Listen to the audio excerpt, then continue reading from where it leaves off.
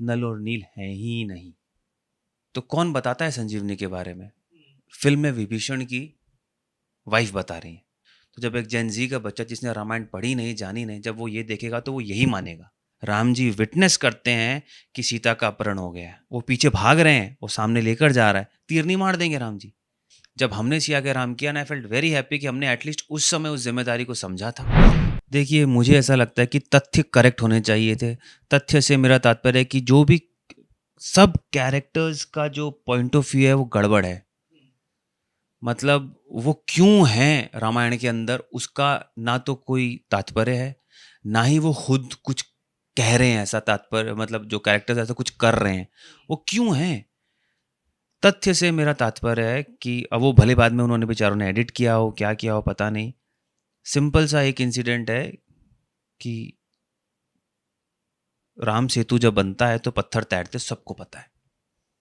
नल और नील दो वानर सेना में वानर थे जिन्होंने वो चीज की थी, और वो आर्किटेक्ट थे, इंजीनियर्स थे, ये उल्लेख है। नल और नील हैं ही नहीं। जब लक्ष्मण मूर्छित होकर गिरते हैं तो कौन बताता है संजीवनी के बारे में?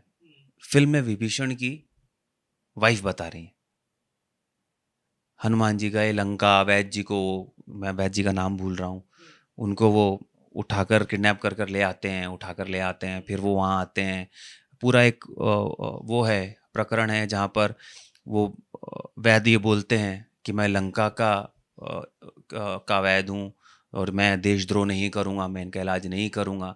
राम उन्हें बताते हैं उनके धर्म के बारे में कि आपका सबसे बड़ा धर्म है कि आप वैद्य हैं, और वैद्य कभी भी, वैद्य के लिए सबसे पहले चीज़ होती है कि मरीज़ का इलाज करे। तो उन्हें वो मेडिसिनल ऑथेंटिसिटी और वो मेडिसिनल जो भी कोड ऑफ कंडक्ट होता है उसका वो एहसास कराते हैं। वहाँ पर पूरा प्रकरण है, लिखा हुआ है।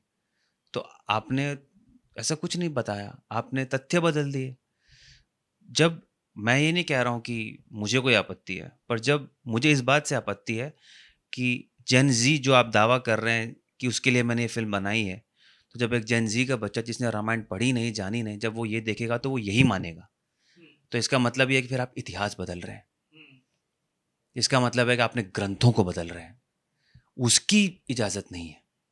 आप ग्रंथों को मत बदलिए। आपको ये दिखाना है कि अ, उनका पुष्पक विमान में पीछे 10 इंजन लगे हुए हैं और उड़ के जा रहा है, कर लो। किसी ने नहीं देखा, बट पुष्पक विमान था, वो उड़ता था, उस वो लेकर आए थे। उसका पूरा प्रकरण है कि जाते हुए विभीषण उन्हें गिफ्ट में देते हैं, वो लेकर जाते हैं ताकि वो जल्दी पहुँचे। रास्ते में सुग्रीव जो हैं वो किष्किंधा के राजा बनते हैं, वहाँ उतर जाते हैं, रुक जाते हैं। सब कुछ लिखा है। चमगादड़ कहाँ से आ गया?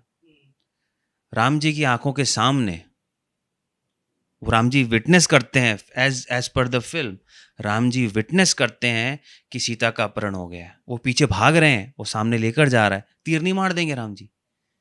इतने बड़े धनुर्धर हैं, इतना बड़ा सब है, वो तो वही मार देंगे। वो भाग रहे हैं पीछे, बस वो कुछ नहीं कर रहे हैं, और वो सामने लेकर चलाएगा, जबकि ऐसा कुछ नहीं है। हम देखेंगे अगर वो, तो ऐसा था कि नासिक के किस, अगर मैं ज्योग्राफी वाइज बात करूँ तो नासिक के कहीं आसपास किडनैप हुआ था एज पर रामायण, और वापी के, सॉरी, हम्पी के आसपास कहीं जटायु मरते हैं। ऐसा कुछ, अगर मैं ज्योग्राफी वाइज कुछ हल्का फुल्का जितना मुझे जितना ज्ञान है थोड़ा बहुत, जटायु गिर गए हैं, राम जी सामने आ गए हैं, वो उनको देखते हैं, वो आगे भाग जाते हैं सीता के पीछे, वो यहाँ से वहाँ दौड़ के चले गए। तो ये तो आप फिर गलत ग्रंथ को गलत साबित कर रहे हैं ना, आप गलत कहानी कह रहे हैं। जटायु मर जाते हैं, वो उसका अंतिम संस्कार करते हैं, वो सब ठीक है, but there are so many faults on, मतलब बेसिक लेवल। भाषा परिधान तो मैं, मतलब मैं चलो बोल रहा हूँ, मैं मान ही नहीं रहा। मतलब आपने कहानी बदल दी, मैं वो कह रहा हूँ। प्लस जब अगर आप श्री राम की बात करते हैं, आप बोलते हैं कि हमने हमने कल युद्ध कांड उठाया। चलिए युद्ध कांड आपने उठाया, पर वो ऑथेंटिकली तो बताइए।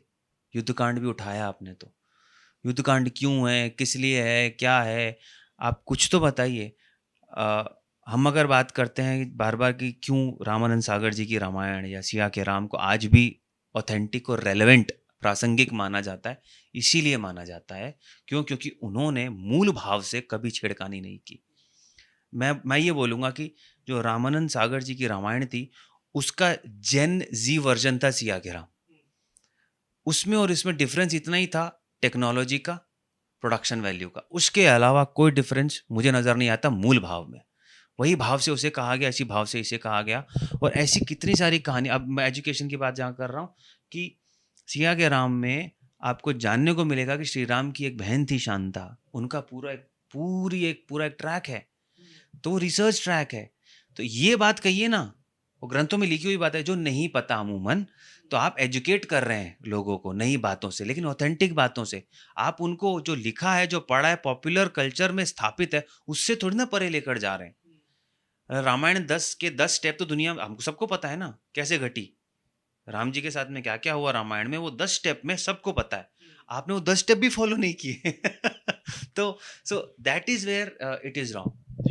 हाँ, उस समय भी आपने देखा कि जो जिस तरीके से हम सिया के राम को बना रहे थे, तो बहुत करीब से ग्राउंड लेवल पर आप लोगों ने देखा कि कितना ऑथेंटिकली उस समय और कितनी मेहनत से उसे बनाया जा रहा था।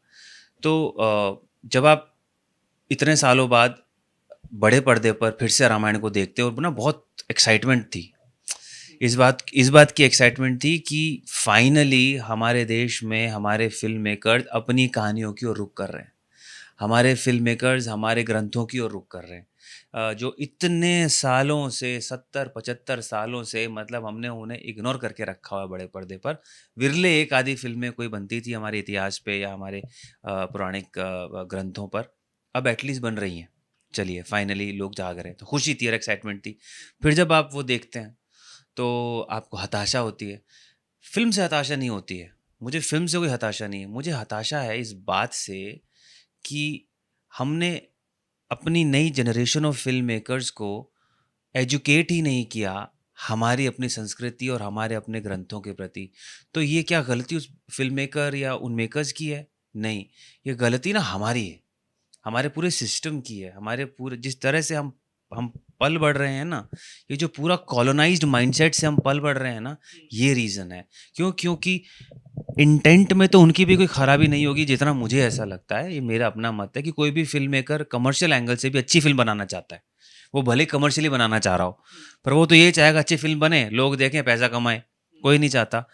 पर अगर उन्हें आता ही नहीं हो, अगर उन्होंने उसके बारे में ज्ञान ही नहीं लिया हो, अगर उनको उस सब्जेक्ट में विश्वास ना हो, श्रद्धा ना हो, तब फिर वो कैसे ऑथेंटिक बनेगी? तो आई थिंक गलती वहाँ है।